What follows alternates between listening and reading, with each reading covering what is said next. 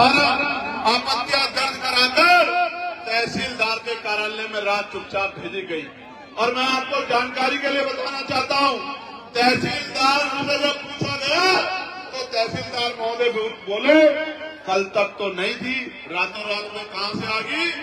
एक ही नाम से 100 आपत्तियां, एक बूथ में 100 वोट काटने की तैयारी, यही ऐसे SIR है जिसके खिलाफ हम लोग आंदोलन कर रहे थे कि SIR के नाम पे कमजोर वर्गों के वोट काटने का काम ये मनुवादी सरकार भारतीय जनता पार्टी की करेगी।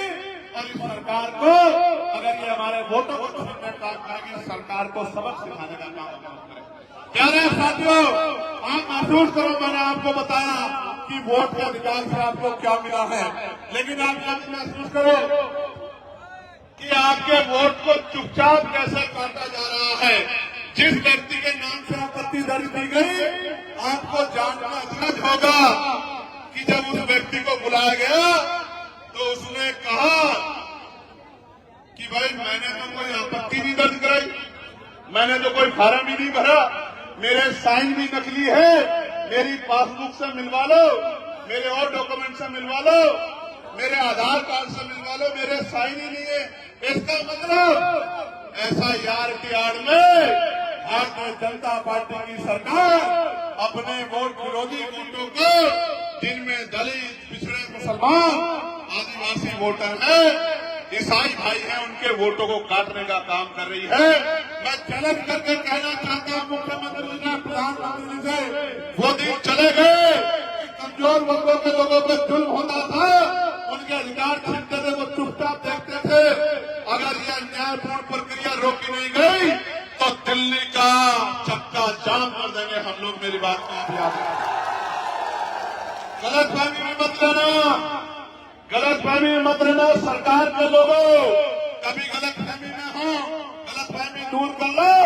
ये वोट मांगने से नहीं मिली, बाबा साहब अम्बेडकर के 4 बच्चों कुर्बानी से मिली है। एक भी वोट कटने नहीं देंगे, मेरी बात को याद रखना। और जो अधिकारी सम्मिलित होगा, राजकाज बदलेगा, और बिना राजकाज बदले भी जो अधिकारी सम्मिलित होगा, उसके दफ्तर के बाहर ऐसे धरना देने का काम करेंगे, उसको बताने का काम करेंगे कि आपको संविधान का उल्लंघन नहीं करना चाहिए। प्यारे साथियों, वोट आपका संवैधानिक अधिकार है, ये आपसे कोई नहीं छीन सकता है। इसलिए कह रहा हूं नौजवानों को, जो नौजवान बहुत नारे लगाते हैं, उनको जाके अपने वोट की रक्षा करनी है, माँ बहनों के वोट की रक्षा करनी है, अपने अड़ोसी पड़ोसी की वोट की रक्षा करनी है, अपने क्षेत्र की वोट की रक्षा करनी है। अगर वोट की रक्षा नहीं करोगे तो चुनाव वाले दिन, जिस दिन वोट पड़ेंगे, वोट डालने जाओगे और आप पे वोट ही नहीं होगा, तो कैसे चंद्रशेखर को, आजाद समाज पार्टी को, कैसे भीम आर्मी को, कैसे गरीबों, मजदूरों, दलितों, पिछड़ों, मुसलमानों, आदिवासियों को कैसे ताकत दोगे? कैसे अपनी गरीबी, बेबसी, लाचारी, बीमारी और तमाम तरह की जो टैक्सेज आपके ऊपर थोपे गए, इनको कैसे खत्म करोगे? कैसे अपनी बच्चियों की रक्षा करोगे? कैसे अपने बच्चों की रक्षा करोगे? कैसे अपनी जमीनों की रक्षा करोगे? कैसे अपने हक अधिकारों की रक्षा करोगे?